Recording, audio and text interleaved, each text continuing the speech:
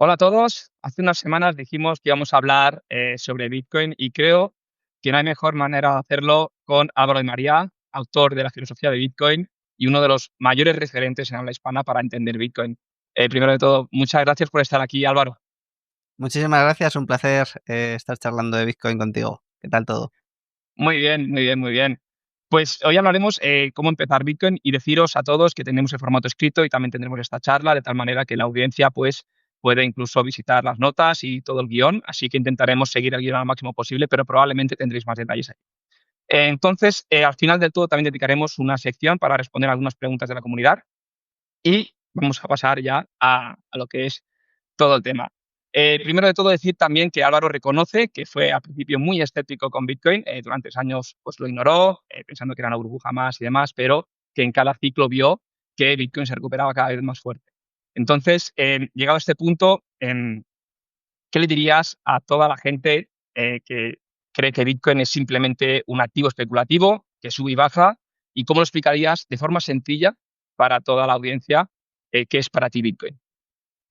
Sí, lo primero es que Bitcoin es difícil de comprender porque es algo con lo que no estamos familiarizados, ¿no? Es una nueva realidad económica, entonces te tienes que de alguna manera deshacer de las categorías que traes preaprendidas, ¿no? Para poder analizarlo bien, porque es que te suele explotar la cabeza cuando lo entiendes de verdad, pero llegar a ese punto de hacer clic con Bitcoin requiere más de desaprender que de tener muchos conocimientos previos, ¿no? Entonces, normalmente, precisamente esto a los que más rechazo les ha generado en un principio, sobre todo es a los economistas y a perfiles de ese tipo, ¿no? ¿Y por qué sucede esto? Pues porque Bitcoin es muy contraintuitivo, ¿no? Es algo tan radical, tan nuevo, tan fuerte, que lo primero que te surge es un sentimiento de rechazo hacia él. ¿Por qué te surge este sentimiento de rechazo? Porque lo que plantea es prácticamente imposible, ¿no? Los problemas que resuelve Bitcoin son problemas que no resuelve nada más y que cuando los entiendes, pues sí, efectivamente, te das cuenta de que es única y exclusivamente Bitcoin, pero mientras tanto tu cabeza va buscando todo tipo de excusas para no hacer los deberes, para no entenderlo, para pensar que es otra cosa, para pensar que va a caer, para pensar que lo hackearán, que los estados acabarán con él, etc, etc, ¿no? Entonces, ¿qué problemas busca resolver Bitcoin? ¿Qué problemas resuelve Bitcoin, no? Pues esto es un poco lo más importante, ¿no? Ver qué es Bitcoin desde su perspectiva histórica, un poco, desde los problemas que estaba tratando de resolver. Los primeros que investigan sobre estos temas son los cypherpunks. Los cypherpunks es un grupo de pensadores, escritores, matemáticos, criptólogos, ingenieros de los 70, 80 y 90 que básicamente pues, se dieron cuenta de que en el ámbito digital había un problemón, ¿no? El problemón es, bueno, dos problemones, para ser exactos, ¿no? El problema es el doble gasto, el primero de todos, que es que al final en el ámbito digital todos son conjuntos de datos, ¿no? Y un conjunto de datos pues es muy fácilmente replicable. Entonces, tenemos problemas para hacer activos económicos en el ámbito digital, ¿no? ¿Por qué? Pues porque si yo puedo producir algo sin apenas coste, es decir, como un conjunto de datos es copiar, pegar, pues puedo producir ese conjunto de datos sin apenas coste, pues claro, eso lo va a hacer muy mal activo económico, ¿no? Y esto era el primer problema que no solo se encontraron ellos, sino que se encontró en general el mundo, ¿no? ¿Cómo lo resolvió el mundo? Pues lo resolvió metiendo terceros de confianza, ¿no? Al final pensad que estamos hablando de cosas que usamos todos los días, es decir, activos digitales tenemos todo el rato, ¿no? Spotify, YouTube, tenemos un montón de acciones, dinero bancario, dinero digital, ¿no? Tenemos un montón de activos digitales, ¿no? Entonces lo hemos resuelto metiendo a estos terceros de confianza que se aseguran de que eso no es fácilmente reproducible, ponen barreras de entrada, comprueban toda la trazabilidad de todos los movimientos, tienen control sobre esos activos, ¿no? Tenemos un tercero de confianza que se encarga de restringir artificialmente el que nosotros podamos copiar y pegar esos datos, ¿no? Por ejemplo, una imagen de WhatsApp sí que la podemos copiar y pegar, ¿no? Por eso no es un activo económico, pero el dinero bancario no lo podemos copiar y pegar, ¿no? Yo no puedo copiar 100 euros y enviártelos a ti y copiar esos 100 euros y enviárselos a otro, ¿no? Ujú. ¿Por qué? Pues precisamente porque este tercero de confianza nos controla todo eso, nos registra todo eso, ¿no?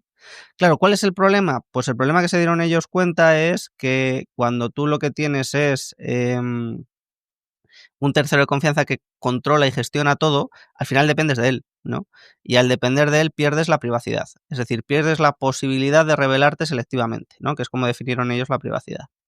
Claro, ¿por qué? Pues imaginaos, ¿no? Si yo te entrego un billete de 50 euros en efectivo, esa transacción queda entre tú y yo. Nosotros tenemos privacidad porque podemos elegir revelarnos selectivamente. El que ha emitido ese billete no sabe que se ha producido este intercambio, no sabe que yo te lo he dado a ti, porque ya perdió el control hace tiempo. Lo mismo si yo te envío una carta, si yo te doy una carta en mano, pues el contenido de esa carta queda entre tú y yo y nosotros podemos elegir revelarnos selectivamente, elegir dar esa información. Pero sin embargo, ¿qué pasa cuando yo te pago con tarjeta? Pues que esa información ya no es privada, esa información ya la tiene el Exactamente. banco, todos los proveedores que pasan por el medio, ya no tenemos la posibilidad, por muchas leyes que se hagan, de tener el control sobre nuestra información, ¿no? Y lo mismo pasa también con un correo electrónico. Si yo te envío un correo electrónico, tú y yo no tenemos el control 100% sobre ese texto, ¿no? ¿Por qué? Porque puede venir un tercero por una orden judicial o por el motivo que sea, o porque quiere por sus intereses, sea Gmail, sea Outlook, o sea, quien corresponda, que puede acceder al contenido de esa información. Y si él puede elegir acceder al contenido de esa información, pues no tenemos privacidad, ¿no? Entonces, claro, para resolver estos dos problemas, que son enormes, ¿no? Porque el problema que tienes que resolver aquí es cómo consigo crear un activo digital, pero que no dependa de terceros. O sea, ese es el reto que afronta Bitcoin, ¿no? Claro, pues esto es un reto enorme, es un reto histórico, y esos son los problemas que resuelve Bitcoin, ¿no? Bitcoin es el primer activo digital que no depende de terceros. Claro, esto así enunciado parece muy poquito, ¿no? Pero para resolverlo, pues requiere primero de un sistema de incentivos muy complejo, ¿no? Que ha alcanzado ya una escala muy importante.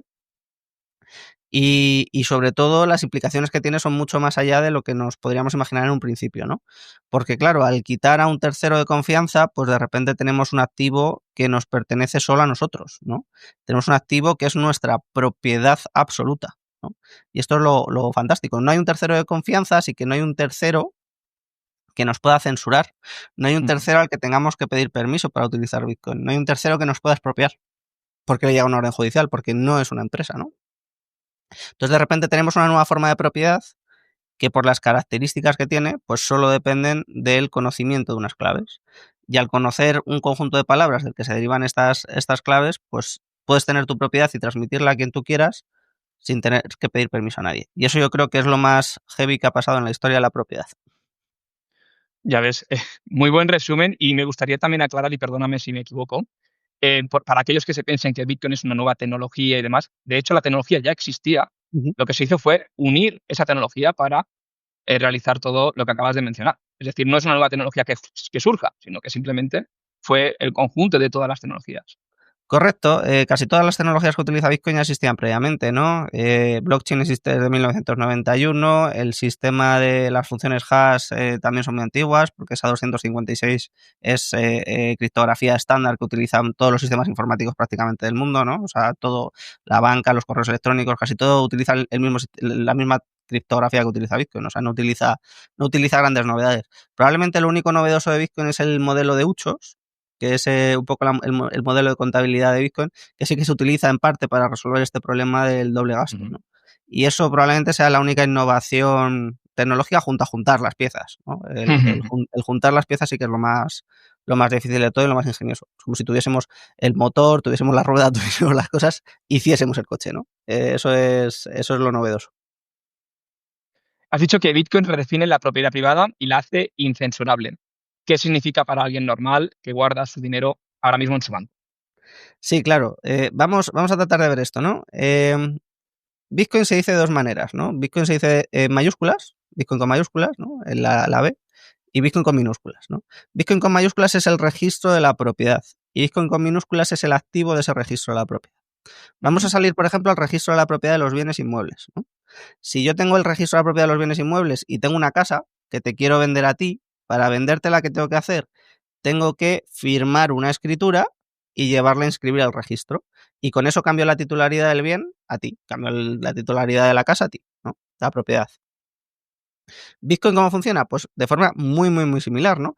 Tenemos un registro, lo que pasa que la propiedad que se cambia en ese registro no está fuera del registro, ¿no? Es como si estuviese dentro. Entonces, para cambiarlo no tenemos que cambiar nada que esté fuera del registro, que eso ya supondría un tercero de confianza que se asegure de velar que eso se corresponde, etc, etc. No, esto es innato al sistema, ¿no? Esta es una de las grandes virtudes de Bitcoin.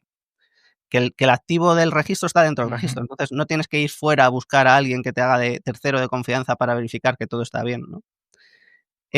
Para cambiar la propiedad en ese registro, ¿qué tengo que hacer? Pues igual que con los bienes inmuebles tengo que firmar una escritura de propiedad, aquí lo que tengo que firmar es una transacción para yo enviarte Bitcoin a ti, tengo que firmar una transacción para enviártelo y llevarla a inscribir al registro, es decir, enviarla a la red, ¿no? Y que pase todo el proceso y demás, ¿no? Y se inscriba. Claro, ¿con qué firmo yo? Pues para firmar eso yo firmo con una clave privada. Y la clave privada es la derivada de la semilla, ¿no?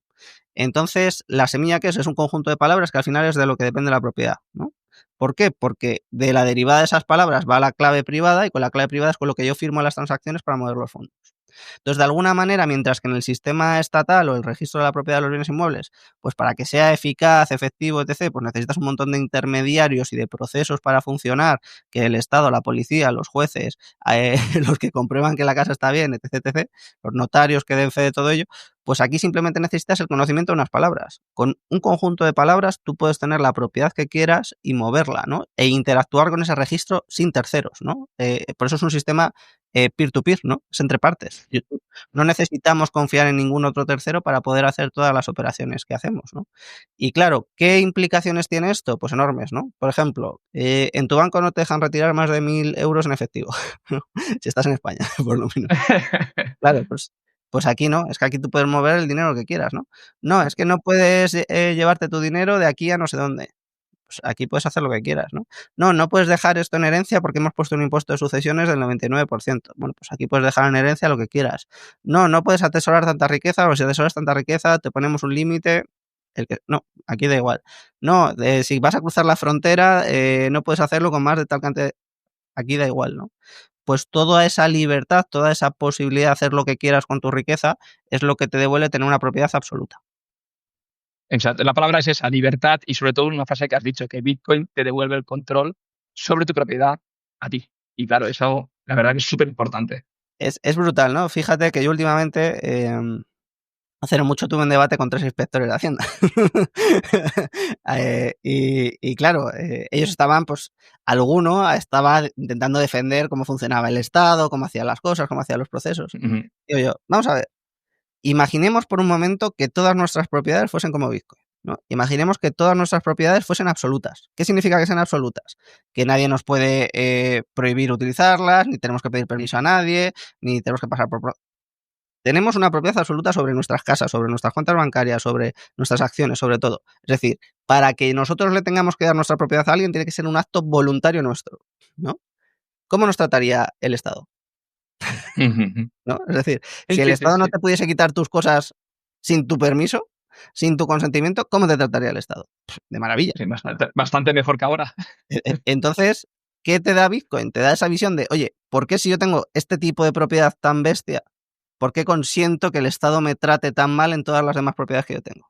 Y es ahí donde yo creo que se produce el cambio de visión, ¿no? Donde tú dices, joder, si por fin tengo algo que me permite Ujú. protegerme, que me permite escapar de esas garras del Estado, pues voy a reivindicar, voy a luchar porque se aplique también al resto de la propiedad que yo tengo, ¿no? Esto lo relaciono porque en la siguiente pregunta, en el mundo hay miles de monedas. ¿Por qué mencionas que Bitcoin es diferente y que no se puede meter en el mismo saco que todas las demás, como Ethereum y demás? Y además, otra pregunta que es, muchos también se hacen, ¿crees que es replicable dentro de 50 años? ¿Puede mañana hacer alguien exactamente lo mismo? ¿Por qué no? Sí, esto no es fácil de entender, ¿no? Pero es que las propiedades de Bitcoin son propiedades de un sistema emergentes de un sistema de incentivos que ha alcanzado una escala importante, ¿no? Y voy a tratar de hacer un poco de resumen, aunque no es fácil, ¿eh? Pero bueno, vamos a tratar de ver la diferencia rápida, ¿no? Porque yo creo que es una diferencia que vale cientos de miles de millones, o sea, que no me parece menor, ¿no? Porque cientos de miles de millones se destinan a otros, a las criptomonedas y a cosas de ese estilo, ¿no? Eh, Bitcoin se apoya en 3 patas principalmente, ¿no? La primera de las patas es el código, y el código son las normas que rigen ese registro de la propiedad del que hemos hablado, ¿no? Ujú. ¿Las normas se pueden copiar y pegar? Sí, perfectamente, ¿no?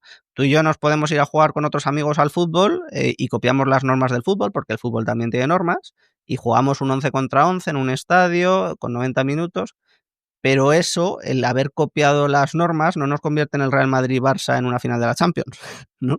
Porque el Real Madrid-Barça en una final de la Champions es muchísimo más que las normas del fútbol, ¿no? Entonces, de alguna manera, este primer paso, el código, que además es software libre y open source, o sea, quiere decir que se pueden seguir implementando mejoras en las normas de Bitcoin y cualquiera lo puede copiar y pegar. De hecho, casi todas las criptomonedas copian y pegan y modifican alguna cosa del código, ¿no?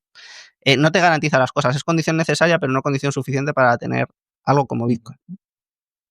El segundo de los puntos son los nodos, ¿no? El segundo de los pilares de Bitcoin y el principal de todos, diría yo, son los nodos. ¿Qué es un nodo? Un nodo es un ordenador que corre ese código de Bitcoin, ¿no? Igual que nuestros teléfonos móviles corren el código de WhatsApp de alguna manera, ¿no? Pues la red de Bitcoin es una red de ordenadores que comparten el mismo código, que corren el mismo código, ¿no? Y se comunican entre ellas y se van a hacer varios procesos, ¿no? Por ejemplo, cuando queremos enviar una transacción a la red, la tenemos que enviar a través de un nodo. Los nodos también van a revisar que esas transacciones cumplen con el código. Cuando se vayan a inscribir en el registro, como decíamos con lo de los bienes inmuebles, pues también las transacciones de Bitcoin se inscriben en el registro, en los bloques, pues van a revisar que los que las inscriben, que son los mineros, hayan hecho el trabajo bien. De alguna manera son como los jueces de ese registro de la propiedad, ¿no? Y la clave aquí es que también guardan una copia del registro íntegra, ¿no? Entonces se pueden asegurar desde el principio que todo está bien.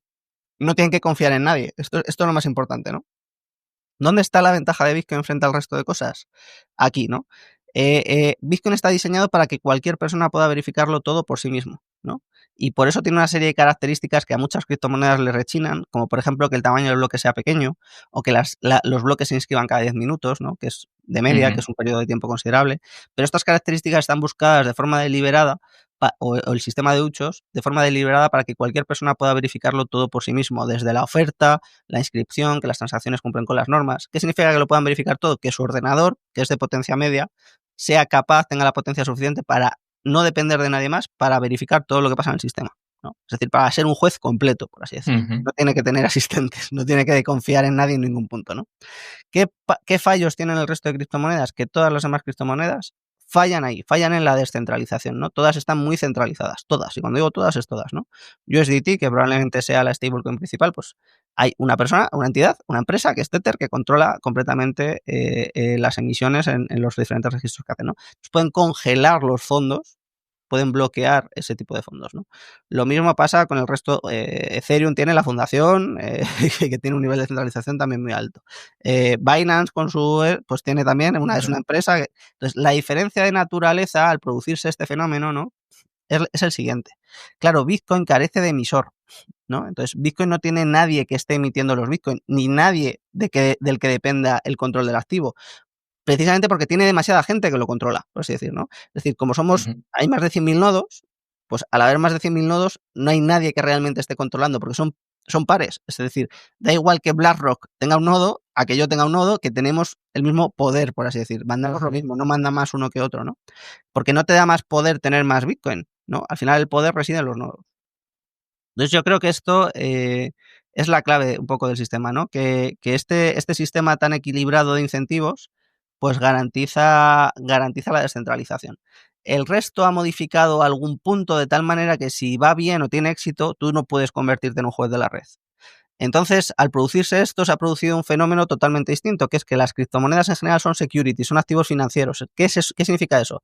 Que son algo que emiten las empresas, fundaciones o particulares que las hacen, ¿no?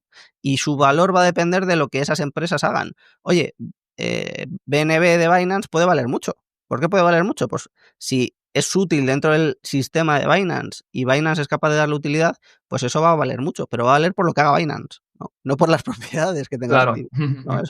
Si hay una demanda gigantesca de USDT es porque la gente necesita dólares, pero si Tether liquida su activo o su activo se va a cero, USDT no va a valer nada porque no va a ser capaz de mantener el valor, ¿no? De esa manera, Bitcoin no tiene nada que ver con este tipo de sistemas porque es el único activo real digital, ¿no? Entonces se parece mucho al oro con las acciones. ¿Significa eso que cripto no valga nada? No. Significa que cripto se parece mucho a esos proyectos empresariales y entonces hay que valorar cada uno de forma individual a ver si tiene sentido o no y qué valor puede tener. Mientras que Bitcoin se parece mucho más al oro, es un activo real que no depende de nadie y va a ser demandado por sus propiedades en función del contexto, ¿no? Pues si los estados se ponen muy abusivos, ¿qué va a buscar la gente? Pues un activo que tenga las propiedades de Bitcoin, las propiedades de resistencia a la censura, las propiedades de ser una propiedad absoluta, de tener privacidad en el ámbito digital, todo ese tipo de cosas, ¿no? Pero es por sus propiedades por lo que se demanda, no por lo que alguien decida hacer con ello, porque no hay nadie que decida hacer algo con ello, o mejor dicho, hay demasiada gente decidiendo qué hacer con ello, por eso no hay nadie decidiendo, ¿no? Entonces, esta diferencia es una diferencia de naturaleza. No se les puede meter en el mismo saco a Bitcoin y a las criptomonedas porque mientras que Bitcoin es un activo real digital, el resto de cosas son activos financieros. O sea, no cambian nada, De siguen sí, sí, dependiendo sí. de terceros. No tienen De esas propiedades de incensurabilidad, etc.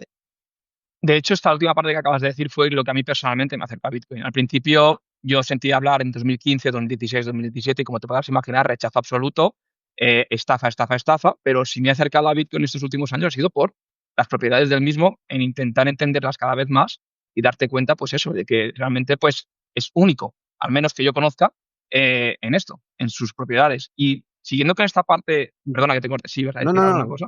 no, no, nada, ¿Verdad? nada. Y siguiendo con esta parte, a la parte práctica, ya pasando de las propiedades a decir, vale, ¿alguien quiere invertir en Bitcoin o realmente, pues como yo y como más personas, primero sufrieron rechazo? Si alguien nos escucha sobre esto y quiere empezar a invertir, ¿cómo debería hacerlo para no cometer los errores típicos que, por ejemplo, yo cometí en 2018? ¿Y qué es lo que no debería hacer? Sí, yo creo que aquí la primera pregunta que se tiene que hacer todo el mundo es ¿para qué quieres Bitcoin, no? Porque en función de para qué quieras Bitcoin, tienes que iniciar un camino desde el principio u otro, o usar 2 caminos, pero distintos, ¿no? Con distinta perspectiva, porque no son excluyentes, ¿no? Se pueden recorrer los 2 caminos por igual. El primer camino es el de yo solo quiero tener exposición al precio.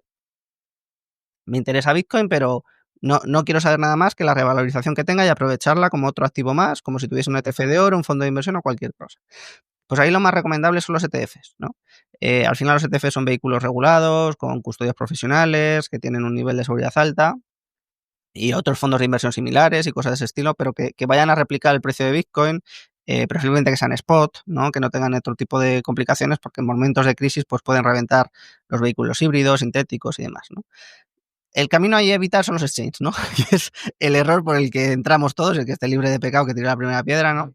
¿Por qué? Pues porque tienen todos los problemas que nos podamos imaginar desde el punto de vista regulatorio, desde el punto de vista de la custodia, desde el punto de vista de la privacidad. O sea, tienen todo lo malo, por así decir, ¿no? Es verdad que es el camino más intuitivo de primeras, es por el que aparece la mayor parte de la gente, pero al final ya ni siquiera, ¿no? Porque ahora tienen unos procesos de KYC tan fuertes y demás que es que ni siquiera son el camino fácil, al revés, son el camino difícil, se pierden muchos fondos, no se hacen responsables de las pérdidas de fondos en la mayoría de los casos, son un problema, ¿vale? Entonces, Eso te ese iba es a preguntar, por ejemplo, si Binance o alguna de estas empresas pierde los fondos, sufre un hackeo, no son de responsables ellos. Normalmente no se hacen responsables ninguno, porque ni tienen seguros ni tienen nada, ¿no? ¿Qué Vale, suele pasar aquí? Claro, aquí la parte importante, por ejemplo, pues al final son una empresa, entonces, si tienen una estafa, una pérdida de fondos o lo que sea y quiebran, pues empiezan en concurso de acreedores y ponte tú a ser, entrar en el concurso de acreedores, vamos, no vas a cobrar absolutamente ya nada, ¿no? ves. Fíjate, Ujú, FTX y cosas de este estilo, pues, ujú. o Celsius, es que hay tantos en Tigox, Sí, hay sí, sí, tantos sí. casos que asustan, ¿no? Luego, si te hackean a ti, ¿qué te pueden hackear? Te pueden hackear la manera que tú tienes de acceder ahí, que es muy poco segura, porque al final casi todos acceden con su correo electrónico. Entonces, si te hackean el correo electrónico con el que accedes a los exchanges y te roban los fondos, tampoco se van a hacer responsables. De esto yo tengo casos para aburrir, ¿no? Y es Perdón, muy triste, porque pasa mucho. Sí, dime. y me corta ahí, porque eso es cierto. Hablando con algunos conocidos me decían, bueno, yo tengo el correo y demás, pero tengo el Face ID, es casi imposible que me hackeen. ¿Qué les dirías a estas personas? Entonces, que creen que tienen una protección adicional con estas configuraciones de hoy en día. Suele tener también problemas porque al final mínimo es tener varios factores de autenticación, ¿no? Pues el Face ID pues presenta ciertas ventajas también, tener otro pues Google Authenticator para acceder o otro tipo Ujú. de maneras de comprobar, pues siempre es bueno porque es que son capaces de falsificar los teléfonos también, ¿no? Es decir, de hacerse con tu teléfono y conseguir el SMS que te va a llegar. Son capaces de los correos se filtran, no os hacéis una idea, ¿no? Lamentablemente, pues por Canva, ¿no? Utilizan la misma contraseña o el mismo correo electrónico para acceder a Binance, a blockchain.com, a no sé qué, no sé cuántos, que utilizas en Canva, que utilizas en Shane, que utilizas en no sé qué.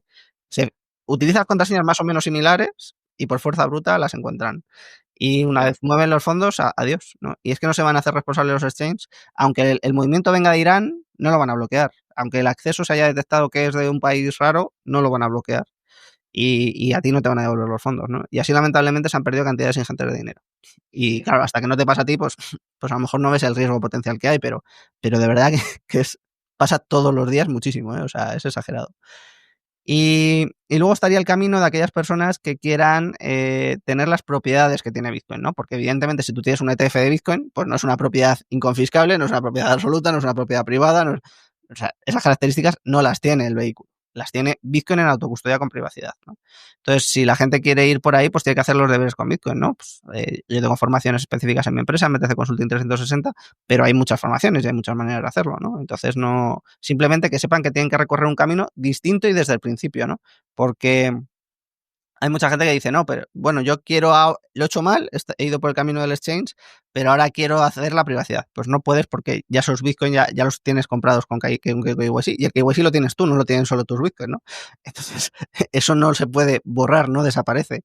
O vendes el activo y empiezas a hacer las cosas bien, o lo mantienes en un exchange, o lo vendes, pues yo qué sé, o te lo llevas a la autocustodia, pero lo mantienes separado y demás, ¿no? Entonces son dos caminos que no son excluyentes. Oye, alguien dice, bueno, yo quiero tener un seguro, quiero tener una mochilita, que yo tenga un tipo de riqueza aquí conmigo que nadie me puede quitar, y tengo ahí mi seguro por si, oye, hay una guerra, pasa cualquier cosa, hay un colapso, hay un tal, pues yo puedo salir con esta riqueza y me puedo ir a otro país y recuperar ahí una parte de riqueza y empezar con mi familia desde cero. Esto pasa muchísimo también, porque claro, nosotros vivimos en un país más o menos seguro, bueno, tú todavía sí, todo el mundo mucho más seguro, pero bueno, claro, gente que viene de Venezuela, gente que viene de Panamá, gente que viene de perseguidos políticos de un montón de países que utilizan para salir de allí con algo de riqueza y empezar aquí, Bitcoin, ¿no? Entonces, o en Ucrania, en Rusia, todo este tipo de cosas han pasado muchísimo, ¿no? Y eso es donde te das cuenta de esto, porque claro, el resto de propiedades no puedes. Un ucraniano que tenía su casa en la frontera con Rusia, ¿con qué se viene? Con Ya lo ves. puesto. Con lo puesto, porque no tienes otra cosa. Una persona que tenía sus cuentas bancarias, que tenía sus acciones, que bloqueado, congelado, un ruso ya ni hablamos, ¿no? Entonces tienes un nivel de censura total. Vas con oro, el oro en la frontera vuela, o por el camino hasta que llegas a la frontera vuela, porque te cachea. Esto solo es texto, solo es un conjunto de palabras que tienes que guardar, e incluso una palabra la puedes llegar a memorizar y cosas de ese estilo. Entonces, la posibilidad que te da para permitir gestionar tu riqueza y imaginar múltiples formas, pues es enorme, ¿no? Y yo creo que ahí es donde presenta ventajas que no tiene ninguna otra, ¿no? Entonces yo creo que casi todo el mundo debería tener este seguro, esta mochilita del por si acaso, que es un poco de Bitcoin en autocustodia de privacidad. Básicamente porque es una garantía de que ante escenarios muy malos, pues puedas reconstruir y reiniciar tu vida desde cero con tu familia. Creo que ha quedado bastante claro por qué es tan importante entonces sacar los bitcoins de los exchanges. Ha quedado Sí, o sea, bastante claro. es un camino que para el primero no vale, bueno, no es que no valga, no es el mejor, y para el segundo no, tampoco vale, sí, tampoco es el mejor. Sí, sí, sí. Los exchanges están a mitad de camino entre los dos y la gente tiene que, vamos, a mi juicio, deben ir yendo el que quiera exposición al precio hacia el ETF y el que quiera tener las propiedades de Bitcoin, pues hacer los deberes y hacer la autocustodia con privacidad. Y hemos hablado de la semilla y hard wallet, eso también a mí me interesó mucho en tu formación. ¿Puedes explicar qué es la semilla y por qué es más importante que la propia hard wallet? Y hard wallet, para aquellos que no sepan qué es, pues sería una jet wallet que no la tengo por aquí, o un ledger. No sé si tienes algo. Dejaré una imagen también en el post para que la gente lo vea. Pues, Sí, lo que hay aquí exacto. dentro es una hardware wallet, ¿vale? Que es pues un dispositivito así muy pequeño, que es casi como un Ujú. USB, y la mayor parte de la gente cree que los bitcoins se guardan ahí, ¿no? Muchos dicen, no, yo retiro los bitcoins desde el exchange a mi hardware wallet. No, ¿vale? Los bitcoins están en el registro, nunca se guarda, aquí no se guarda nada más que la clave privada. Este es el dispositivo para firmar las transacciones. ¿Os acordáis cuando hemos hablado de eso? ¿Os acordáis cuando hemos hablado de que hay que firmar las transacciones para luego enviarlas al registro? Pues este es el dispositivo que se utiliza para firmarlas, porque aquí lo que se guarda es la clave privada. Y la clave privada no es más que la derivada de ese conjunto de palabras, que es la semilla. Al final la semilla es un conjunto de 12 palabras al que podemos añadir, nosotros recomendamos añadir una passphrase, ¿no? Que es una decimotercera palabra, y eso es realmente tu caja fuerte. Tu caja fuerte son esas palabras, ¿no? Y eso es lo que te va a dar acceso siempre, siempre, siempre a tu propiedad. Da igual que el dispositivo se rompa, este dispositivo no tiene los Bitcoin, ¿vale? Entonces, te compras otro, pones tus palabras ahí, se va a hacer el proceso de derivación de la clave privada y ya puedes volver a mover tus fondos, ¿no? Que eso es un poco la idea. Entonces, eres un ucraniano que tiene que salir corriendo, no te tienes que llevar esto. Esto lo puedes destruir Exacto. y te Esa es mi llevas tus preocupación. palabras y ya está, ¿no? Y esa es la parte más importante, ¿no? Entonces, incluso si tienes un dispositivo que crees que puede haber sido comprometido, pues te compras otro, pones las palabras ahí, te generas otra caja fuerte y las mueves. No necesitas. La caja fuerte son las palabras, eso es lo más importante de todo, ¿no? Que ¿por qué digo esto? Pues porque lo normal es que esto sí que se guarde en una caja fuerte física, Mientras que las Exacto. palabras se guardan en las notas del móvil, se les hace una foto, se las pone en un Excel y se vincula a la nube y no sé qué. Eso es el equivalente a poner tu riqueza a las manos de cualquiera que lo vea. O sea, y Creo, lo van a ver muchos porque va a pasar por muchas manos, por muchos terceros de confianza, ¿no? Entonces esto lamentablemente pasa mucho. ¿Qué me he encontrado yo? Gente que me dice, me han hackeado, me han hackeado. Dice, yo tenía mi hardware wallet en una caja fuerte. Y le preguntas, ¿y dónde están tus palabras? No, las tenía en un POSIT en la pantalla del ordenador. claro. Pues es que no te han hackeado, querido. No han hackeado Bitcoin. Es que cualquiera que haya pasado por ahí las ha Claro. visto. Creo que más de uno ya está cogiendo el post-it ahora, que lo debe tener cuando nos ¿Vale? escuche. Claro, Sí, es sí. que no, guardo las palabras en un cajón en casa. Pues pasa la señora de limpieza, las ve, Exacto. ¿vale? Que quede claro entonces que Eso es tu propiedad. Esas palabras exacto. es tu propiedad, no esto. No tienen que acceder físicamente a ese dispositivo. Ujú. Entonces, que quede claro que el dispositivo es simplemente una manera más para firmar, hacer transacciones y demás, pero que puedes cambiar tu propiedad de un Correcto. sitio a otro simplemente con esas 12 palabras. O sea, que las 12 palabras es lo que hay que grabarse a fuego, que es la importancia de todo esto. Exacto. Es la clave. Es lo fundamental. Y sabemos ahora, entonces ya hemos diferenciado entre comprar haciendo KYC. ¿Y qué consejos básicos darías entonces para mantener esa privacidad y seguridad sin complicar demasiado? Ya sabemos que tenemos las 12 palabras, sabemos que ahí está nuestro Bitcoin, sabemos que podemos hacerlo con KYC, pero ahora queremos comprar de manera privada. ¿Cómo, qué consejos Pues, darías? pues el primer consejo de todos, una vez ya está creada esa caja fuerte, bien hecha y demás, es no reutilizar direcciones. Las direcciones son un poco como los números de cuenta en Bitcoin, ¿vale? Pero estos números de cuenta van a ser públicos. Entonces, si tú utilizas siempre la misma dirección, todas las personas que interactúen con esa dirección van a saber los fondos que tienes ahí, ¿no? Ujú. Imaginemos, por ejemplo, que para que tú me envíes 1.000 euros a mi cuenta bancaria, yo te doy mi número de cuenta y tú ves, al yo darte mi número de cuenta, tú ves que yo tengo 100.000 euros, ¿no? Pero yo ahora me ha tocado la lotería y voy a recibir 12 millones de euros y los recibo en el mismo número de cuenta. Pues tú, que también la puedes observar, ves que me han entrado 12 millones de euros. Claro, coges la llave inglesa, Claro. vas a mi casa, ataque físico, dame el dinero, ¿no? Pues esto Ujú. es un poco lo que pasa con Bitcoin. Si utilizas siempre la misma dirección, todas las personas que interactúen con ella pueden ver lo que has hecho, lo que tienes, lo que has movido, lo que has dejado de mover, ¿no? ¿Qué recomendación? La primera, pues cuando compres sin KIC, que ahora lo vemos, no reutilizar siempre, o sea, nunca reutilizar direcciones. Una dirección por cada transacción. Esa sería la primera recomendación. Ujú. La segunda sería comprar sin identificar. Y para esto hay muchos procesos, ¿no? Eh, pues uno de los exchanges más fáciles para introducirse, que son peer-to-peer, es Hodel Hodel, ¿no? En Hodel Hodel la gente puede encontrar muchas ofertas y el proceso es muy sencillo, muy seguro para hacer todo el proceso de compra, ¿no? Y ahí es un poco por la manera. La más privada de todas, en efectivo. Es decir, se pueden hacer compras en efectivo, ahí es lo mejor, ¿no? Y evitar todos los sitios en los que tengas que dar cualquier tipo de dato. Una vez haces eso, pues ya el resto de prácticas, mantener perfiles bajos, saber cómo funciona Bitcoin para no cometer errores, no mezclar fondos KYC con fondos no KYC, etc. Y ya está. Y con eso Súper van a poder interesante. mantener un nivel básico de privacidad. Y Genial. por supuesto tener correos también privados, esto también es importante. Tienen herramientas como Tutanota, como ProtonMail, que les van a permitir en todas estas operaciones utilizar correos privados, es decir, que no Ajá. estén vinculados a su identidad. De acuerdo. Perfecto. He cogido tres preguntas que nos han dejado la comunidad de Telegram y una es más relacionada con el precio, que sería en qué parte del ciclo crees que nos encontramos. Y esto es una pregunta también buena de responder porque para darle voz a esto. Sí, pues a ver, yo siempre he sido muy crítico con todas aquellas personas que dicen, no, Bitcoin va a valer 1.700.000 dólares en 2027, porque se han chupado el dedo, han visto cómo Claro. suena el viento y han dicho, pues esto. ¿Cuál es el problema con esas cosas? Que la gente que les sigue dice, pues si Bitcoin va a valer 1.700.000, vendo mi casa o Exacto. pido un préstamo Ujú. y compro Bitcoin y cuando llegue ahí, pues ya vendo, pago el préstamo y me quedo la diferencia, ¿no? Es el cálculo que hacen muchos seguidores y muchos tal. ¿Cuál es el problema? Que luego Bitcoin cae un 70%, esta gente ha perdido su casa o ha perdido el préstamo, lo ha tenido que pagar y encima, o sea, no tiene dinero porque ha tenido que liquidar el Bitcoin que ha comprado con el préstamo y encima todavía tiene que pagar el Ujú. préstamo. Entonces, ese tipo de situaciones pasan tanto. Yo soy muy crítico con todos aquellos que dicen eso. ¿Por qué? Porque nadie sabe Ujú. cuánto va a valer en tal fecha concreta.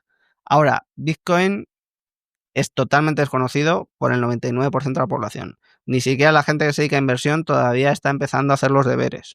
La banca de inversión, los family office, etc, están empezando de los empezando. La mayor parte de los clientes ni siquiera tienen Bitcoin, ni siquiera ofrecen vehículos en Bitcoin, ni siquiera tienen cosas de este estilo, ¿no? Luego tienes otra cosa más, ¿no? Es muy joven, muy joven. La gente va a seguir atesorando Bitcoin durante periodos muy largos de tiempo. La riqueza mundial no va a parar de crecer, salvo que haya un apocalipsis nuclear, Ujú, de forma muy significativa. Y una parte de la riqueza se ve atesorando aquí, ¿no? Y luego, la mayor parte de las propiedades de Bitcoin son mejores y superiores a las del oro, ¿no? Entonces yo creo que pensar que Bitcoin supere la capitalización del oro no es ninguna locura. Ahora, ¿en qué tiempo lo va a hacer? Nadie lo sabe. Y el que te lo diga te va a mentir porque en 2021 todo el mundo Bitcoin se va a 100.000 y se fue a 17.000. No. ¿Vale? Ahora no, va a ser un October y vamos a subir y bueno, cae $20.000 en unas horas, ¿vale? Entonces, claro. nadie lo sabe, ¿no? Y el que diga que lo sabe, miente. Ahora, que tiene un potencial de revalorización superior a prácticamente todos los activos, pues, yo tampoco tengo dudas, ¿no? Y ya viene siendo muy así, pero tampoco, o sea, tampoco hay que hacerse, vamos, que es bastante sencillo ver que sí, que efectivamente pues va a seguir creciendo de forma muy significativa, aunque pueda seguir teniendo caídas del 40, del 50, 60% sin problemas, Ujú. pero claro, eh, esos son los Sí, momentos sí, sí. para comprar y Exactamente. para hacer ese tipo de cosas, ¿no? Pero bueno, al final la cola siempre se produce en máximos para comprar y cuando cae todo el mundo huye. Exacto. Y esto lo atribuyo mucho, lo asimilo a las acciones. Por muchos descuentos de flujo de caja que puedas hacer, nadie sabe si Amazon, Google, Meta va a valer 4 trillones, 5 trillones para 2027. O sea, esa es la respuesta que yo también con la que me quedo. Y quien lo diga, pues, como tú has dicho, te chupa el dedo y dicen por decir algo. Totalmente, sí, sí. Es que no hay manera. Es que el Sí, futuro es incierto. Sí, entonces, exacto. pretender hacer ese tipo de apuestas a mí me parece. Bueno. Ahora, la oferta de Bitcoin es fija. Hay una cantidad fija. La demanda pues, es volátil y todo lo que tú quieras. Pero el conocimiento sobre Bitcoin no va a parar de aumentar. Si el Ujú. conocimiento de Bitcoin no para de aumentar, la demanda de Bitcoin no va a parar de aumentar a largo plazo y el único mecanismo de ajuste que hay es el precio. Entonces, Exacto. pues ya está. Es esa Oferta misma. fija, demanda creciente, precio para arriba. Y eso es algo que también leí. A partir perdón si me equivoco, no me acuerdo del año, a partir del 2000 y pico, ¿cuántos bits se iba a minar solamente un Bitcoin, cierto? En no sé cuántos años. Correcto. Ahora mismo estamos minando cada 10 minutos de media 3,125 Bitcoin, pero Ujú. claro, este proceso se reduce a la mitad cada 4 años, exactamente cada 210.000 bloques, ¿no? Que eso es lo que se Ojito. conoce como halving. Ujú. ¿Qué es lo que pasa? Que se va o sea, que justo, por cierto, he leído esta mañana a Emérito Quintana y está publicando que claro, Lo he visto. representa justo el porcentaje de la emisión que se está emitiendo, ¿no? Entonces, al principio, pues había 50 Bitcoin por cada bloque que se minaba durante los Ujú. primeros 100.000 bloques y eso era el 50% de la oferta. Luego, Ajá. luego 25 Bitcoin, que es el 25% de la oferta. Luego, ahora estamos en 3,125, es decir, en este periodo se va a producir el 3,125% de Sí, los sí, Bitcoin. sí. Llegará un momento en el que efectivamente durante 36 años se mine el último Bitcoin, porque se van a ir 36. minando fracciones desde el 2104 hasta el Bueno, 2140. exacto. Son aproximaciones porque exactamente son 210.000 bloques, entonces, pero más o menos se calcula que serán por ahí. Otra pregunta un poco más técnica de la comunidad, ¿qué diferencias hay entre Bitcoin on-chain y Lightning Network? Sí, al final Lightning Network no es más que una capa 2 de Bitcoin, ¿no? Entonces tiene muchas utilidades, sobre todo especialmente para micropagos y cosas de ese estilo, ¿no? ¿Qué va a hacer Lightning? Lightning básicamente va a funcionar como un sistema de crédito, por así decir, donde tienes el colateral 100% bloqueado. O sea, en Lightning no es que se cree nuevo Bitcoin, no, es que está bloqueado y nosotros lo que hacemos es como si hiciésemos apuntes contables entre tú y yo, ¿no? Entonces, Ujú. esto, claro, es instantáneo, ¿no? Imagínate, ¿no? Para operar aquí, pues nosotros nos abrimos un canal de Lightning y queremos empezar a hacer transacciones entre tú y yo. Si las hiciésemos on-chain, pues tardarían tiempo, tardarían estos 10 minutos, y Ujú. la comisión que pagaríamos pues sería relativamente elevada, ¿no? Pues a lo mejor 50 céntimos por transacción y cosas así. Claro, al trabajar sobre Lightning, nosotros bloquearíamos la cantidad por la que queremos operar. Imagínate que tú y yo pues vamos a hacer transacciones de 1.000, 1.500, 2.000 euros, pues bloqueamos un Bitcoin, ¿vale? Y de ahí vamos a poder hacer todas las transacciones que queramos, pagando comisiones prácticamente ridículas, porque en realidad solo son apuntes contables. Después queremos volver a bajar a la capa principal, al registro principal de Bitcoin, y ahí lo único que se va a hacer es como es una multifirma 1 de 2, se va a deshacer la transacción y me van a enviar a mí el neto y a ti el otro neto, ¿no? Imagínate, bloqueé un Bitcoin, te debo a ti medio Bitcoin, pues se va a inscribir en el registro principal de la propiedad una única transacción que te envía a ti ese medio Bitcoin y a mí el otro medio Bitcoin. De esta manera, aunque hemos hecho miles de transacciones entre tú y yo, al final se refleja como una única transacción. Bueno, como dos, la de apertura y la Sí, de sí. cierre. Eso, Pero, vale. pero claro, por el camino hemos podido hacer miles y miles y miles de transacciones. ¿Qué pasa? Que todo esto pues al final se va comunicando también por otros nodos de Lightning, que también funciona así. Entonces, es un servicio que puede tener muchísima más liquidez y permite hacer operaciones entre un montón de gente, pero sin crear Bitcoin nuevo. Es decir, que sigue teniendo, por así decir, un sistema de coeficiente de caja del 100%, ¿no? Vale. Eh, y la verdad que funciona muy bien, pero tiene cierto nivel menos de seguridad que el registro principal. Entonces, pues es sobre todo para eso, para operar con pagos, ¿no? Con pagos Ujú. diarios, cotidianos, con cantidades no excesivamente grandes. Pero funciona Entendido. extraordinariamente bien. Y como es instantáneo y tiene la garantía, por así decir, bloqueada, eh, pues al final te permite recibir pagos en cualquier sitio, en cualquier comercio, en cualquier tal, con seguridad. Porque si tuvieses que estar en el registro principal de la propiedad, pues tendrías que esperar hasta que se confirma la transacción, ¿no? Que igual estás ahí 10 minutos o estás 40, tardaría más, por el camino podrías tener problemas y eso es inviable para cualquier comercio, es inviable operar en el registro principal, ¿no? La última pregunta de la comunidad es bastante interesante también y explicado de manera fácil, si puede ser. ¿Por qué es finito Bitcoin? Es decir, ¿por qué son 21 millones y no 21 millones y un Bitcoin? Sí, no sé si te acuerdas cuando hemos comentado la parte del sistema de incentivos, una de las cosas era el código de Bitcoin. Si Ujú. quisiésemos que hubiese 21 millones un Bitcoin, lo que habría que hacer es cambiar esa línea de código donde pone 21 millones y poner 21 millones un Bitcoin. Claro, ¿qué es lo Vale, que pasa? Que la red de Bitcoin es lo que decidan los nodos correr, ¿no? vale. ¿Qué nodo va a cambiar el código que corre para poner que son 21 millones un Bitcoin? Pues muy poquitos. Probablemente este chico de la comunidad que te lo ha escrito y otros dos más, ¿no? Entonces, claro, si yo tengo propiedad en el registro de la propiedad que tiene más de 100.000 jueces, que tiene más de 100.000 nodos, que lleva más de 12 años funcionando, es una denegación de servicio, más de 16 años operativo, que tiene una capitalización de mercado que supera a Amazon, eh, voy a cambiar mi propiedad de ese registro al registro de la propiedad nuevo que acaba de crear otro con una unidad más. Voy a vender, para verlo de otra manera, ¿no? Voy a vender mi propiedad en Suiza para llevarme mi propiedad a un registro de propiedad del metaverso que se ha Vale. inventado una... No tiene sentido. Ujú. Pues eso es un poco lo que pasa, ¿no? Que al final estos son registros de la propiedad distintos. De hecho, eso que comenta ya ha pasado, ¿no? Hay otras criptomonedas que han copiado el código de Bitcoin, pero han cambiado la oferta, ¿no? Pues en vez de 21 millones, 42 millones. En vez de 42 millones, 84 millones, ¿no? Ujú. Pero al final eso, pues el mercado no lo ha demandado porque el mercado lo que demanda es la seguridad del registro, de que este registro no depende de nadie, o mejor dicho, que tiene más de 100.000 jueces ahí verificándolo todo permanentemente. Y hemos hablado también de una característica que es prácticamente ya inherente en Bitcoin y es la volatilidad. ¿Qué me dices de la volatilidad? ¿Cómo la afrontas? ¿Y qué le dirías a alguien pues que más que invertir de forma especulativa, pues quiere pues lo que estamos hablando, ¿no? Si os fijáis, estamos hablando simplemente de las propiedades, de lo que hace Bitcoin y sus funciones. ¿Cómo esa persona puede afrontar esas caídas del 70% que las puede hacer en un año tranquilamente? Pues sí. Muy bien elegida esa palabra inherentemente. A mí me gusta mucho referenciar a un artículo de Fernando Nieto que es ¿por qué Bitcoin es inherentemente volátil? Al final el argumento es tan sencillo que me da mucha rabia que no se me haya ocurrido a mí, ¿no? Claro, Bitcoin no tiene el mecanismo de ajuste de la oferta a la demanda, como sí que tienen todo el resto de los activos prácticamente, ¿no? Al final la oferta de Bitcoin es fija, es determinística. Entonces, en la intersección oferta-demanda que determina el precio, pues hay una variable que es fija, ¿no? Entonces, Ujú, ¿cómo puede cambiar el precio? Pues simplemente por lo que cambia la demanda, ¿no? Si la ujú, demanda se incrementa, genial, si no, baja, ¿no? Claro, esto lo hace inherentemente volátil, porque la demanda de un activo nunca es constante. Entonces, además carece de los mecanismos de ajuste de la oferta a la demanda de otros activos, ¿no? Por ejemplo, llevándolo a lo más simple de todo, ¿no? Sube el precio de los tomates.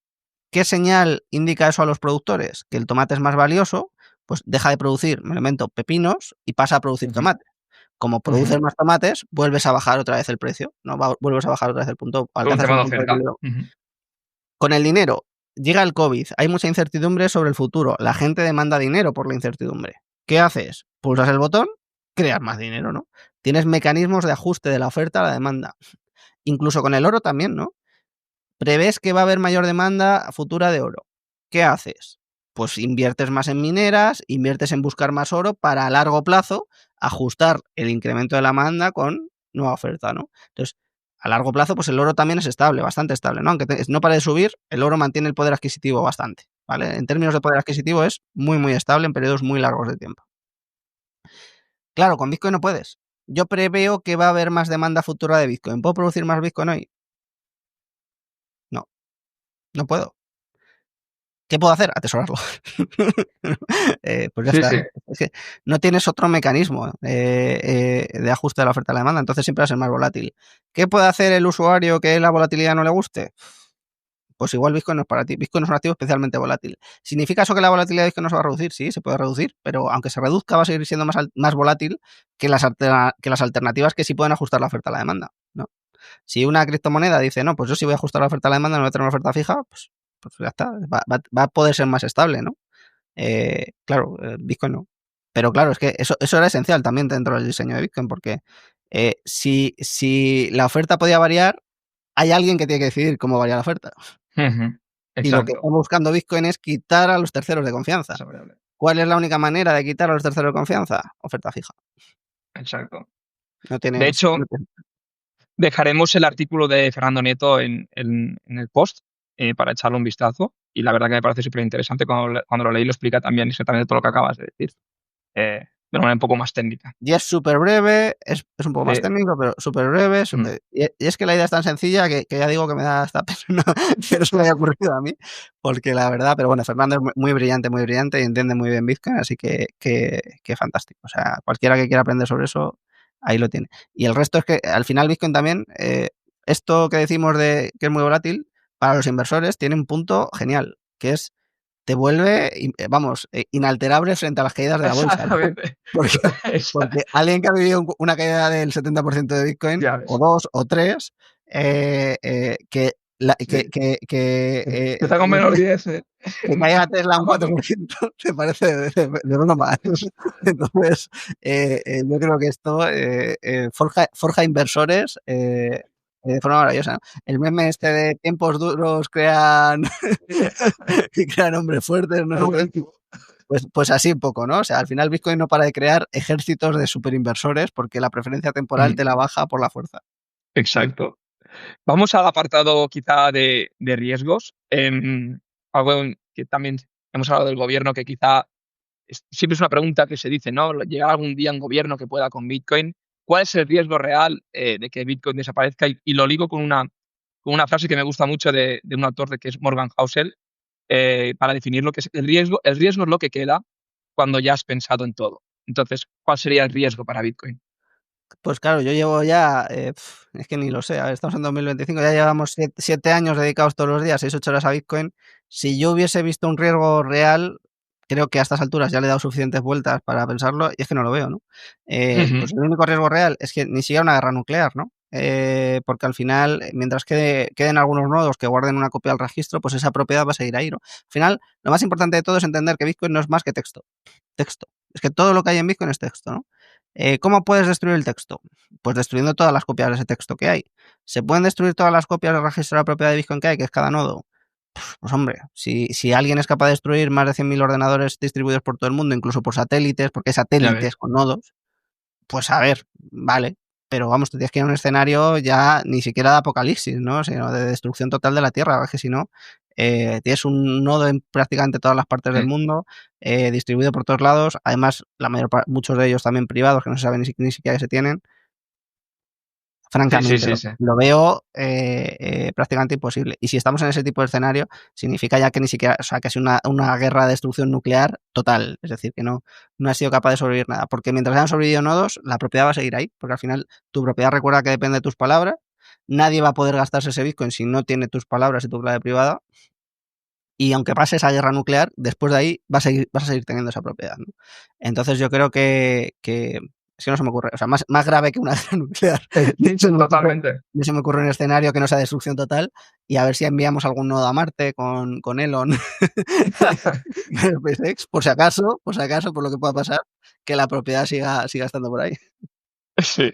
Y la clave está en eso que has dicho, ¿eh? Que el Bitcoin es texto y que entonces se debería prohibir el texto. Entonces, a mí fue la frase que también me dijo, hostia, es que es verdad, si tienen que prohibir algo, tendrían que prohibir el texto. Y como tal, pues me parece no imposible, pero bueno, esa es la prohibición real.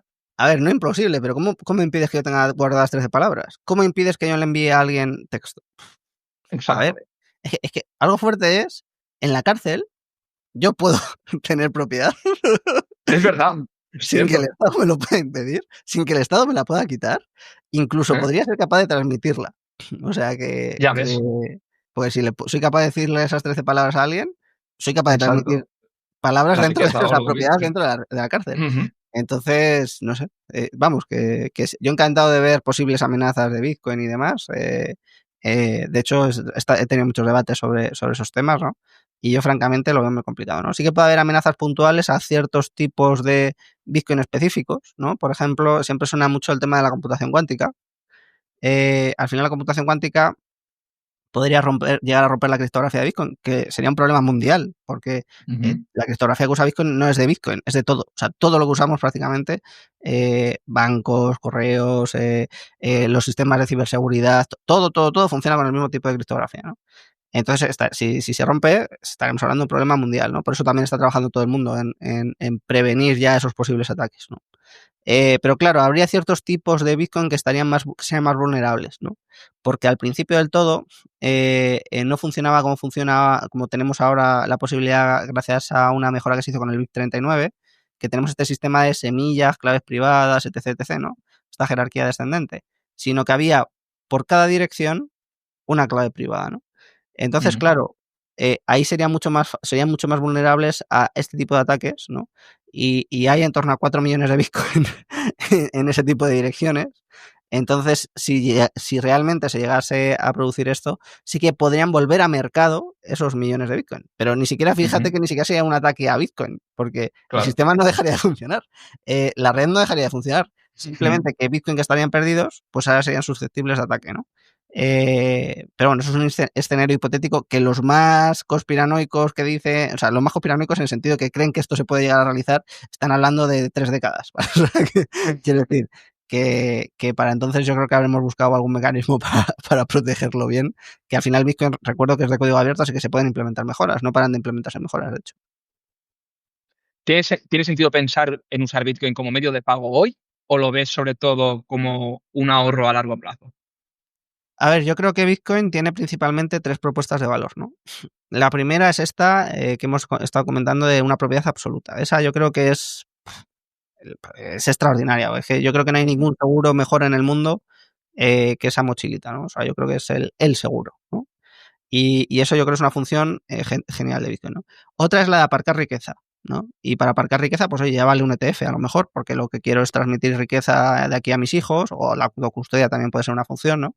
Y ahí yo creo que eso le aporta muchísimo, muchísimo valor a Bitcoin, ¿no? O sea, ese es al precio, es a lo que más valor le da es a esa función, ¿no? Porque al final Bitcoin no deja de ser un vehículo más aerodinámico para ahorrar que el resto, ¿no? O sea, es como si fuese un vehículo que tiene menos rozamiento, entonces, pues ahorra mejor, porque se lima menos, ¿no? Si yo tengo una casa, pues tengo los costes de mantenimiento, el impuesto, no sé qué, no sé cuántos, aquí no. Yo tengo el oro, pues tengo los costes de custodia, tal, tal, aquí no, ¿no? Pues tienes menos costes de rozamiento, menos rozamiento en general, ¿no? Ujú. Entonces te permite ahorrar mejor, es un vehículo más aerodinámico. Claro, respecto de los pagos, yo creo que no tanto, ¿no? ¿Por qué? Porque al final la resistencia a la censura tiene un coste. Bueno, en este caso tiene dos, ¿no? Primero, todo el coste de aprendizaje de Bitcoin, que no es poco, ¿no? Y el segundo es la volatilidad. Es decir, para ser un medio generalmente empleado de pago, nosotros necesitamos, para realizar el cálculo económico, necesitamos estabilidad. Porque si yo voy a hacer un proyecto empresarial y necesito calcular los costes, los ingresos que tengo que tener, el tal, y la unidad de medida de esos costes y de esos ingresos me cambia cada día un 10%, pues, Claro. o sea, hacer el cálculo económico con eso es súper ineficiente, ¿no? Entonces yo creo que esas dos cosas, además de que no tenemos problemas para hacer pagos en la mayor parte de las cosas, ¿no? ¿Dónde tenemos problemas para hacer pagos? En aquellos que necesitan pagos resistentes a la censura. Y ahí es donde puede entrar Bitcoin como medio de pago. ¿Por qué? Porque precisamente esa es la característica de Bitcoin, ser resistente a la censura. Si yo tengo que hacer un pago a Venezuela, pues vamos, utilizo Lightning Network, tarda milisegundos y me cuesta milicéntimos. O sea, es imbatible, absolutamente, ¿no? O en Argentina, lo que sea, me tengo que ir a un país y tengo que cobrar. Pues puedo utilizar ese tipo de herramientas y son muy resistentes a la censura, muy rápidas, muy accesibles, ¿no? Entonces nos dan unas ventajas, yo creo que para eso, enormes. Ahora, ¿dónde veo yo el problema? En que sea generalmente empleado, ¿no? Esa es la definición que suele utilizarse para el dinero, ¿no? El intermediario general de los intercambios, el medio de intercambio generalmente empleado, y en ese caso yo creo que Bitcoin no se va a convertir en eso, ¿no? Es decir, no lo veo como una alternativa al dinero fiat en ese sentido. Sí para ahorrar, ¿no? Sí frente a la deuda pública, sí frente a atesorar euros o dólares o cualquier otro activo, pero no para los pagos, ¿no? ¿Qué pasa? Que como todo el mundo quiere cobrar, es decir, yo como empresario, yo quiero vender, si alguien me quiere pagar en Bitcoin, yo aceptar pagos en Bitcoin es trivial, es muy fácil, ¿no? Entonces, yo creo que no se va a convertir en un medio de pago generalmente empleado, es decir, que la gente no lo va a usar de forma generalizada en el día a día, pero sí que se va a convertir en un medio de pago generalmente aceptado. Es decir, que en todos lados vas a poder pagar en Bitcoin. ¿Por qué? Porque si alguien me quiere pagar en Bitcoin, pues yo encantado, porque yo como comerciante lo que quiero es vender. Claro. Y a mí o sea, aceptar pagos en Bitcoin al final va a ser trivial. Entonces yo creo que todas estas soluciones van a tener mucha adopción en cuanto a la recepción de pagos. Es un matiz, son muchos matices, pero yo creo que es importante tenerlos claros, sobre todo de cara al foco, ¿no? Es decir, porque yo creo que lo más importante son las herramientas de autocustodia y privacidad y no tanto las de pago, ¿no? Mirando a 10, 20 años vista, entonces, ¿cómo tú crees que encaja Bitcoin? Aunque más o menos ha respondido, pero ¿cómo encajaría en esta economía global? O incluso a 30 años. Pues a ver, yo creo que ya estará totalmente integrado en casi todo lo que hacemos, porque tiene sobre Bitcoin se construyen sidechains, se construyen capas 2 como Lightning, se construyen muchas cosas que tienen una cantidad de aplicaciones ingente, ¿no? Ya no solo el atesoramiento de riqueza. De modo atesoramiento de riqueza, yo creo que en 30 años muy probablemente habrá superado al oro con creces y probablemente sea el activo de mayor capitalización del mundo, quitando a los bienes inmuebles. Porque los bienes inmuebles es otra categoría prácticamente de activo, ¿no? Pero vamos, habrá sido brutal, ¿no? Y lo veo en muchísimos, muchísimos, muchísimos sitios, ¿no? Implementado y con una cantidad de aplicaciones que a día de hoy no imaginamos, ¿no? A mí me suele gustar mucho comparar Bitcoin con la pólvora, ya ahora que he estado estudiando mucho la historia de la pólvora, pues las primeras aplicaciones de la pólvora eran ridículas, ¿no? Porque, bueno, lo primero es que durante un siglo tenía aplicaciones medicinales, desde su descubrimiento, ¿no? O sea, lo buscaban alquimistas con funciones medicinales. Después, pues cosas de pirotecnia y tal, pero armamentísticamente se ataban bolsas de pólvora al cuello de los pájaros y se lanzaban contra las estructuras de madera del enemigo. Claro, es algo muy poco intuitivo. O, por ejemplo, se ataban bolsas a los troncos, se prendían y se lanzaban como troncos propulsados contra los enemigos, ¿no? En combate. Claro, cuando pensamos en las armas de pólvora no estamos pensando en eso. Pero es que eso estamos hablando de 3 siglos después del descubrimiento de la pólvora, ¿no? Y los cañones de pólvora aparecen de la siguiente evolución. Se hacen unas cañas donde se mete pólvora y se mete metralla. Entonces se prende de las cañas y, claro, sale la metralla propulsada. Y a uno se le ocurre decir, bueno, vamos a hacer las cañas de metal y vamos a hacer una bola que ocupe el 100% del espacio. Y ese es el origen del cañón. El origen del cañón es lanzas de fuego, literalmente se llaman así. Pero claro, hasta que pasa el cañón cañón a derribar murallas, a ser artillería de la infantería, a llevar ahí arcabuces y demás, pasan 6 siglos. Ya ves. Entonces, ¿cómo va a comprender el futuro la humanidad Bitcoin? Pues yo creo que tardaremos décadas en ver todas las funcionalidades, todas las cosas que se pueden hacer, cómo se puede aprovechar, hasta destruir los muros, ¿no? Que hizo la pólvora. Ya ves. No, no, no, es increíble. Es que es increíble la evolución de cada activo y lo que queda todavía por Bitcoin, a pesar de que, como digo, pues desde 2009, perdona, ¿no? Cuando fue el inicio del mismo, pues mira, 2025 y lo que nos queda. Para acabar, deciros que a todos que yo he realizado la formación de Álvaro Di María. Estos días, incluso hablando con mis conocidos, me dijeron, ostras, en unas semanas he aprendido más que en años, y es cierto, les hablaba de Ucho, les hablaba pues, de las claves, de Jade, la diferencia con Ledger, la importancia de lo mismo y claro, todos estaban, pero ¿cómo puede ser desconocido? Se desconoce por completo, ¿no? Para aquellos que quieran contactar contigo, ¿dónde podrían encontrarte? Dejaré también las redes debajo, pero si quieres mencionar alguna en especial y sobre todo también mencionar aquellos que estén interesados en la formación de Álvaro Di María sobre autocustodia y privacidad. También tienes un código de descuento del 10% que lo dejaré en el post, donde podrían contactar contigo de manera más directa y que tú mismo puedas responder cualquier duda. Sí, yo sobre todo estoy en Twitter como Álvaro barra baja, una D y María. Y en BTC Consulting 360 también nos pueden contactar por WhatsApp, por Telegram, por correo, sin ningún tipo de problema. Y es ahí donde principalmente estamos. Vamos, estamos en todas las redes sociales, en LinkedIn, en Instagram, también en la parte de la empresa, así que por donde quieran pues nos pueden contactar y nosotros encantados. Y tenemos la modalidad, tanto la formación digital, que ya pues son los vídeos preparados, trabajados, con media hora de atención personalizada, y luego incluimos también tanto la hardware wallet Jade como una guía práctica de autocustodia de privacidad. Ujú. También tienen formaciones personalizadas con nosotros, que son 8 horas o presenciales en nuestras oficinas en Madrid u online, pero donde estamos tanto mi socio de centrales como yo, de forma individualizada con ellos, haciendo todo el proceso.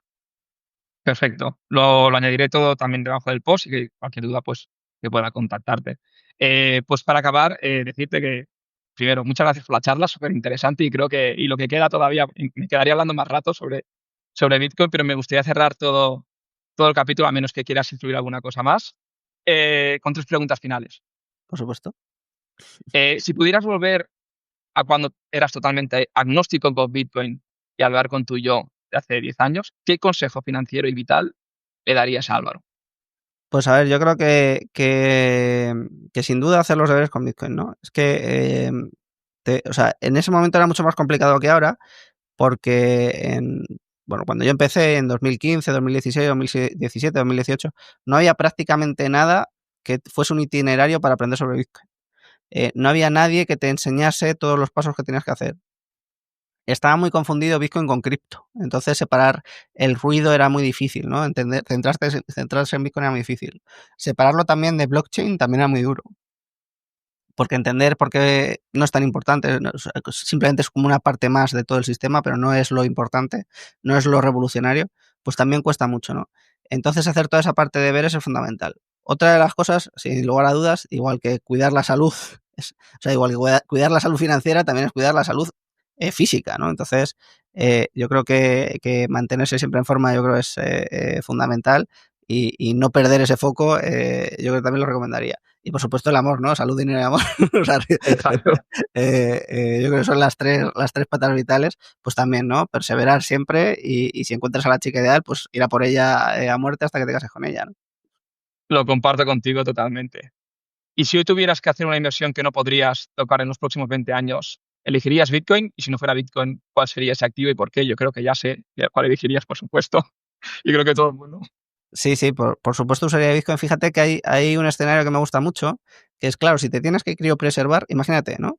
Te puedes criopreservar hoy y te descongelan dentro de 1000 años, ¿no? ¿Qué activo te llevas contigo? ¿En qué, en Ya qué, ves, en qué, sí. en qué llevarías tu riqueza? Es que un fondo de inversión va a existir No, dentro claro, de 1000 años. que perdure, claro, que perdure todo ese trayecto de El tiempo oro, es. ¿cómo te llevas el oro contigo? ¿Te llevas unas onzas ahí mientras te criopreservas? Eso. Claro, el único activo que te podrías llevar contigo 1000 años sería Bitcoin, ¿no? Entonces, Mm, pues un conjunto de palabras, ¿no? Nada más y nada menos. Pues ese es el activo con el que me criopreservaría, así que a 20 años también, ¿no? Si no pudiese ser Bitcoin, pues a mí me gusta mucho el fondo de inversión de Numantia Patrimonio Global de Mérito Quintana, que es un genio, o sea, vamos, creo que es de los más brillantes de todos. Y si no pudiese tampoco ese, sería Tesla, ¿no? Es decir, yo no Tesla tanto por la parte de los coches, que también, que la parte de software autónomo a mí me encanta, sobre todo por la parte de robótica, ¿no? Yo creo que la parte de IA más robótica es mm, probablemente de lo más grande que vaya a pasar. Esa yo creo que es la revolución, ¿no? ujú, Y creo que eso a mí me tiene últimamente loco completamente, ¿no? Porque ya no solo la robótica, ya no solo la IA, sino que me parece la intersección entre ambas. Porque es que yo creo que, ujú. que van a aprender muchísimo, ¿no? Y aquí, y yo mucho de lo que aprendo, lo aprendo de mérito también, y tiene una reflexión muy buena sobre esto, ¿no? Que es, claro, al final, nosotros cuando tenemos que aprender algo, tenemos que pasar por el proceso de aprendizaje, ¿no? ¿Tú quieres aprender autocustodia de privacidad en Bitcoin? Pues conmigo tardas 8 horas, sin mí tardas 2 Ujú. años, que es lo que le Exacto. cuesta a la gente. Pero claro, si una IA aprende a hacer autocustodia de privacidad en Bitcoin, que lo aprenda otra IA es una actualización de software. Ya ves. Ujú. Entonces, que lo aprendan, o sea, si una IA aprende a hacer una cosa, que lo aprendan millones de IAs es un clic. Que lo aprendan millones de robots es un clic. O sea, los robots, o sea, los Teslas que salen de fábrica no han conducido nunca, pero saben Claro. conducir. Sí, sí, sí, sí. Claro, Se ajustan inmediatamente. si el robot sabe hacer una tarea, produce robots y saben hacer esa tarea. Si consigues que un robot sepa construir casas, produce robots y construyen casas. Ujú. Entonces, la escalabilidad de eso me parece tan bestia que no, yo creo que no hay absolutamente nada equiparable, ¿no? Y por eso invertiría en Tesla, ¿no? Porque yo creo que ya lo ha conseguido con una cosa muy difícil que es la conducción. Y al final, si entiendes Tesla más que como una empresa de coches, como una empresa de software autónomo, pues aplicarlo a robots yo creo que es mucho más fácil, ¿no? Y me gustó mucho la reflexión que hacía Elon sobre eso, ¿no? Dice, ¿qué sería más fácil? Que Tesla XI haga un chat como OpenAI o que OpenAI haga un coche como Tesla. Ya Es ves, decir, sí, sí. claro, yo creo que la ventaja de Tesla es un foso defensivo, bien dicho, Ujú. increíble, porque nadie ha hecho a escala mundial lo que ha hecho Tesla, que es llenar de coches que conducen solos todo el mundo, ¿no? Entonces, el paso de hacerlo con robots, yo creo que ellos lo tienen mucho más fácil que ninguna otra compañía y creo que esa ventaja es total. Genial. Y para acabar, además de tu propia formación y tu libro, La filosofía de Bitcoin, ¿qué otros libros recomendarías a alguien que quiera entender de verdad Bitcoin y todo lo que hay detrás, de todo lo que hemos hablado, y que alguien diga, vale, después de esta charla y de este post, quiero seguir profundizando? Sí, yo puedo recomendar los que me han servido a mí, ¿no? Entonces, yo no recomendaría otros libros sobre Bitcoin no porque tenga devoción por el mío, sino porque yo creo que se pierde un poco el punto, ¿no? Y al final el punto de Bitcoin, a mi juicio, es que reduce los costes de transacción. Entonces, el artículo que explica los costes de transacción para ahorrar, pero no para pagar, ¿no? El artículo que explica los costes de transacción es un artículo de 1937 de Ronald Coase que se llama La naturaleza de la empresa. Le dieron el premio Nobel por ese artículo. Y básicamente en ese artículo Coase de 1967 se pregunta por qué existen las empresas, ¿no? Bueno, pues es una pregunta que puede sonar así muy rara, pero dice, bueno, Ujú. vamos a ver, los economistas nos están diciendo que los precios son la clave de todo, que el mercado funciona súper bien, que tal. Si esto fuese verdad, no existirían las empresas. Todos seríamos individuos contratando el servicio que necesitamos en el mercado y ya está. ¿Por qué existe una empresa que es una estructura jerárquica, que es una estructura que no negocia precios, que contrata y tú prestas esos servicios de forma constante sin negociación, sin precios, sin por medio, ¿no? O sea, te pago 5.000 euros y tú me haces esto de todos los meses y ya está. No te estoy pagando por cada servicio que me produces, ¿no? Dice, claro, pues porque reducen los costes de transacción. ¿Qué son los costes de transacción? No son los costes de enviar algo. El coste de transacción es el coste de información, por ejemplo, el buscar qué es lo que necesitas, ¿no? Pues imagínate si yo tengo que contratar todas las semanas o todos los días a alguien para que me lleve la contabilidad, pues tengo un trabajo de buscar cada gestor, cada tal, cada día que es enorme, ¿no? Pues prefiero contratar una cosa y ya cierro, ¿no? A una persona y ya cierro esa parte. Luego, los costes de negociación, ¿no? Pues todo el proceso de negociación para contratar a alguien, pues es muy tedioso, ¿no? Entonces, si yo tengo que estar contratando todo el día, eso me eleva los costes, ¿no? Esos son los costes de transacción. Eso es lo que me Ujú. reduce tener una estructura jerárquica, ¿no? Los costes de ejecución. Si alguien incumple el contrato, ¿cómo me aseguro yo que puedo aplicar? Claro, si es una estructura jerárquica, puedo ejecutar, puedo echarle, puedo hacer otro tipo de cosas, ¿no?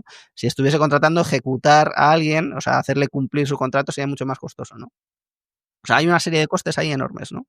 Claro, cuando aplicas este mismo concepto de costes de transacción para el ahorro, eh, te das cuenta de, imagínate cuánto tienes que estudiar para aprender en qué empresa invertir. Pues mínimo una carrera, su máster correspondiente, cursos, años de experiencia, aprender a hacer procesos específicos de inversión. 8 años para poder decidir dónde aparcar tu riqueza. ¿Cuánto tardas en Bitcoin? Con nosotros 8 horas.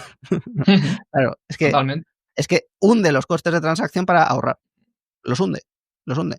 Porque además, como es un activo que no tiene riesgo de contrapartida, porque es un activo real, pues tampoco tienes el riesgo de qué pasa si incumple el tercero. Como no es un activo financiero, no tengo que estar viendo, recalcular, no, ya está. Atesoro aquí mi riqueza, la aparco aquí y ya está, ¿no? Entonces, eso fue a mí lo que me hizo entender Bitcoin de la manera en la que yo lo he entendido y la que ha tenido muchísimo tirón, ¿no? O sea, pensemos que al final, pues mi libro se ha vuelto muy hegemónico en español y en inglés está empezando a ser bastante importante también, ¿no? Porque está traducido en el inglés y al portugués. Está publicado en Estados Unidos también y en Brasil. Y Lo siguiente sería también el de Fernando Nieto. Este artículo de por qué Bitcoin es inherentemente volátil es también, yo creo que muy, muy importante porque es un aspecto que al final es el que genera más rechazo, ¿no? Entonces, al final el rechazo viene de la incomprensión y comprender la volatilidad de Bitcoin yo creo que te tranquiliza mucho, ¿no? Luego, los artículos de Manuel Polavieja. Manuel Polavieja, pues yo creo que es el pensador de los más finos sobre Bitcoin que hay y es brillante, ¿no? Y tiene artículos en el Instituto Juan de Mariana muy buenos, que a mí en su momento me ayudaron también muchísimo y es un maestro de maestros completamente. Y por último, para ya los muy cafeteros, porque este ya sí que es más intenso, ¿no? Nick Szabo, pues uno de los candidatos a ser Satoshi, tiene un blog que se llama Sin enumerar en inglés, que tiene unos artículos brillantes, ¿no? O sea, porque Nick Szabo no solo, bueno, fue el creador de los smart contracts, creó BitGold, que es el antecedente de Bitcoin, entiende todo a la perfección, pero es que además es jurista, ¿no? Es decir, está especializado en toda la historia del derecho. Eh, también tiene todo el componente, no sé si estudió sistemas informáticos o cosas de ese estilo, ¿no? Pero claro, tiene un nivel de combinación de esas dos áreas que le permite entender muchísimo mejor el funcionamiento de todo. Entonces, tienes unos artículos sobre la historia del dinero, sobre el derecho, sobre que son de los mejores textos. Yo estudié Derecho y Filosofía. Entonces, encontrarme a alguien así aquí, vamos, a mí me ha explotado la cabeza porque ves que hay un nivel, o sea, se te quita la chorrada del Crypto Bro, que es la de Bitcoin, cuando ves que hay alguien como Nick Szabo ahí, Claro. se te borra. O sea, es como decir, no, mira, es que detrás de esto está el Newton de estas cosas, ¿sabes? No está el Cristo Bro. Pues lo que voy a hacer va a ser incluir estos artículos al final, en las notas y la gente que pueda consultarlos. Así que creo que con esto podremos cerrar toda la charla. Creo que ha quedado genial. Como digo, estaría incluso más rato. Decirte que muchas gracias por tu tiempo y por todas las dudas que has podido resolver de las personas que han enviado las preguntas.